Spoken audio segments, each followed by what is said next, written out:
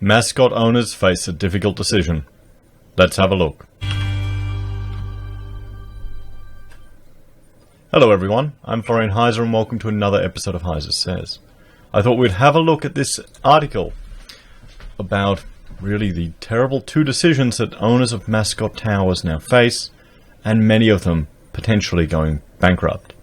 But before we look at that, I'd like to jump over here and just highlight the previous videos I have done on Mascot Towers. If you'd like to get a better understanding of what's happened there, particularly design and construct as part of the procurement methodology used to procure Mascot Towers, and the defects, the defects inspection or the dilapidation report completed by the neighboring developer.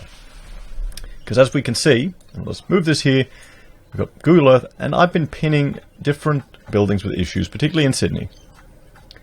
And I call this the triangle of fail that we have.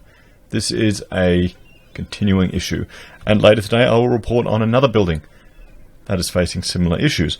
My concern is, much of it comes back to the methodology of procurement, how these buildings are procured, and that's not really being discussed enough. Guys, more legislation isn't necessarily the answer. We have a lot of legislation. We have a building code that's adaptable, that's quite capable of addressing these issues. There are other fundamental problems that are occurring. Now, if you like these type of videos and want to help support the channel, if you think this is important, please share the channel, get the content out there. We need to be discussing these ideas and these concepts.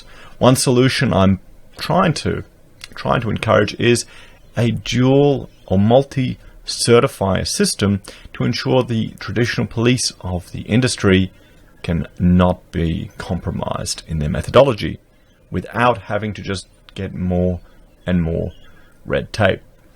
And I will link to that video. I'm just going to get my pen here. I'll link to that video above, and you can have a look and let me know what you think, guys, in the comments on this video, that video, of a suggestion. Because the problem is, I keep hearing everyone's just running to mummy and daddy government to take care of us. And here's an example from my personal life. Last night, I went down the Gold Coast. The kids are staying, or Rachel and the kids are all staying down at my mother's place while she's in Austria for a holiday, because I have to remove some lead paint on a part of the house. So, you want the kids out of there. I'm about to go buy a whole lot of stuff to wet scrape it. But when we were there, it was an older, duplex or apartment type of thing attached to a house. No, a townhouse. And it had a hot water system without a thermostatic mixing valve. Now, if those of you aren't familiar with that, that is where the hot water system controls the maximum temperature of the hot, so you can't burn yourself. Because now Nanny State thinks we need that in all systems, and we can't even be trusted with hot water in our own houses. Now, that house didn't have it, so I had to explain to the children, don't touch the hot tap here. If you turn it up too hot, it's going to get really hot, not like at home. Because at home, the new system we have the government takes care of it. Now, you may think, Florian, that's a good thing, we shouldn't face any risk or any dangers.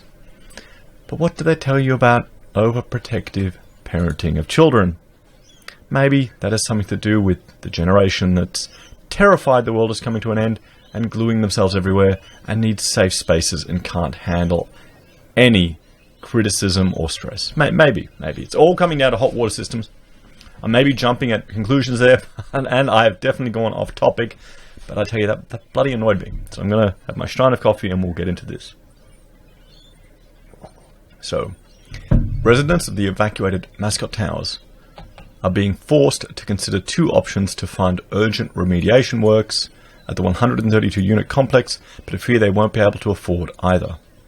At an annual general meeting later this month, apartment owners will be given the option to proceed with a multi-million-dollar special levy or rescind it in favor of a commercial strata loan to fix the building. This is the problem they need to fix before summer hits, because then the thermal load on the building will cause irreparable issues. There's a third option: they can sell the land and demolish the building.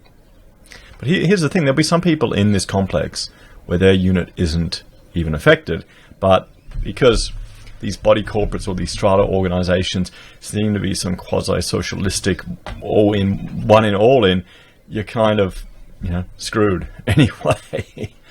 I'm glad I got my dodgy old house and I don't have to put up with that. One loan proposal would offer up to $20 million at 7.7% variable interest rate per annum over 15 years, with funds to be put towards stages 1 and 3 of the remediation works, which have already started. $20 million at 7.7%. What does that tell you? What does that tell you? And what's that cash rate? 0.75? What the people, some people are getting mortgages below 3%.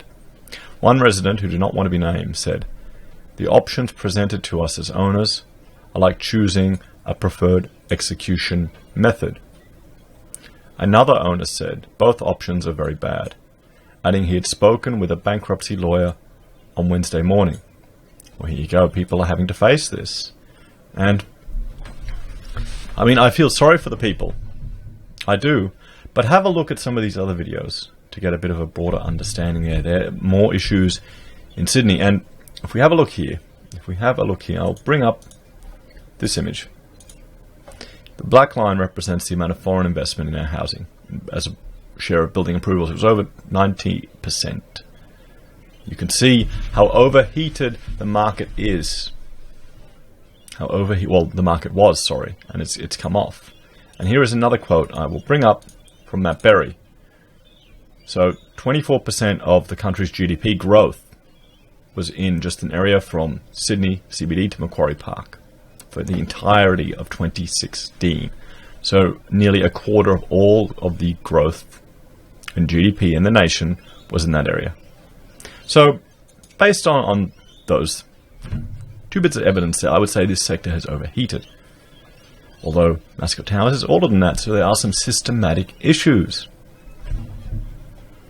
We don't know whether the $20 million is the end or just the beginning. We have not yet received the final cost, the owner said. The strata committee can liquidate me if they push through the motion in the AGM. See, here's another issue with construction.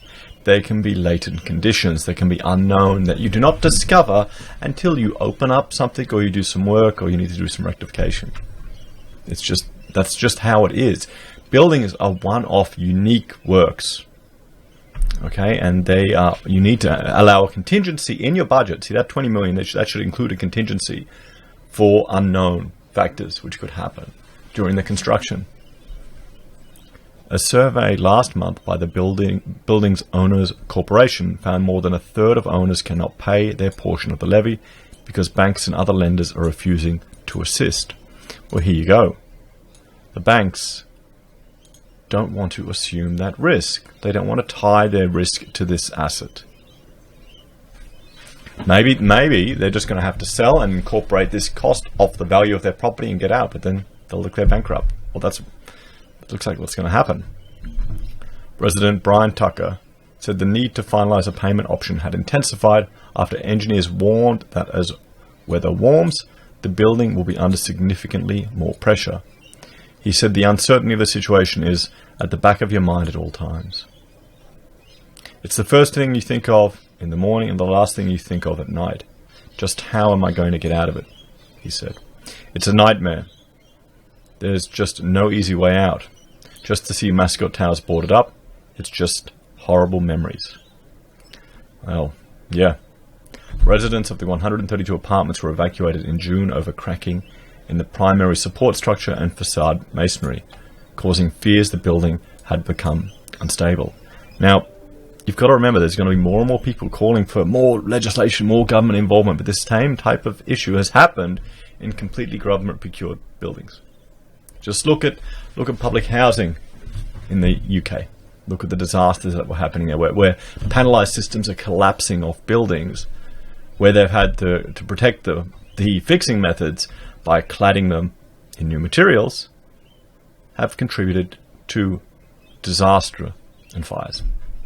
Look at Grenfell, one of the original videos I did, and I will link to that here above if you're interested in learning more about that project or that video, what happened in that building. 4 months on, owners have been given no indication when they will be allowed to return. Well, yeah, this is the thing, they can't even live there. A spokesman for the Owners Corporation said they were presenting owners with the best funding options it had managed to secure. Although the special levy was approved at the last extraordinary general meeting, we now have access to loan alternatives which will reduce the owner's short-term funding commitments by extending payment terms to 15 years. He said, yeah, but they're going to be paying more for it. We're cognizant of their financial hardship, which is why we're doing everything we can to ensure the owners are looked after. Well, it's a terrible situation to be in. At the end of the day, we need to agree on a solution to assist with our current cash flow problems, and we hope that owners come to a consensus at the AGM this month. The spokesman also said the Owners Corporation needed to factor in legal costs because they intend to seek legal redress and compensation based on engineering advice to date on what is behind the damage caused to Mascot Towers. Residents have renewed their pleas to the New South Wales government for financial assistance. A spokesman for the Minister for Better Regulation and Innovation. I mean, these regulation and innovation, aren't they mutually exclusive? You know, regulation stifles innovation. But, you know, that's our gloriously primitive economy here in Australia, isn't it? So he said the government had made additional expert advisors available who would provide independent advice on any remediation plans. This will allow the full scope of the works to be understood, costed and verified through an independent expert peer review and help provide greater peace of mind to lot owners that any works program will ultimately enable the building to again be occupied, the spokesman said.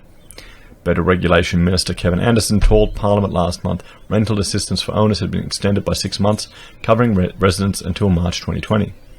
The AGM will be held on October 22 at the Stamford Plaza Sydney Airport Hotel. And this was done by Laura Chung, journalist for the Sydney Morning Herald. So guys, I mean, this is a bit of an update of what is happening there. It is really just a sad circumstance. What do you think should happen? Do you think the state should come in and help these people?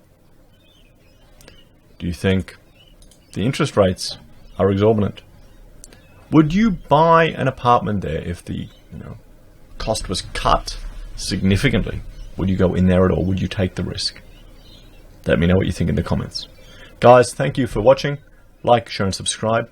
If you'd like to support the channel, I have a subscribe star and a Patreon. Every bit helps. And I will see you all later today. Take care.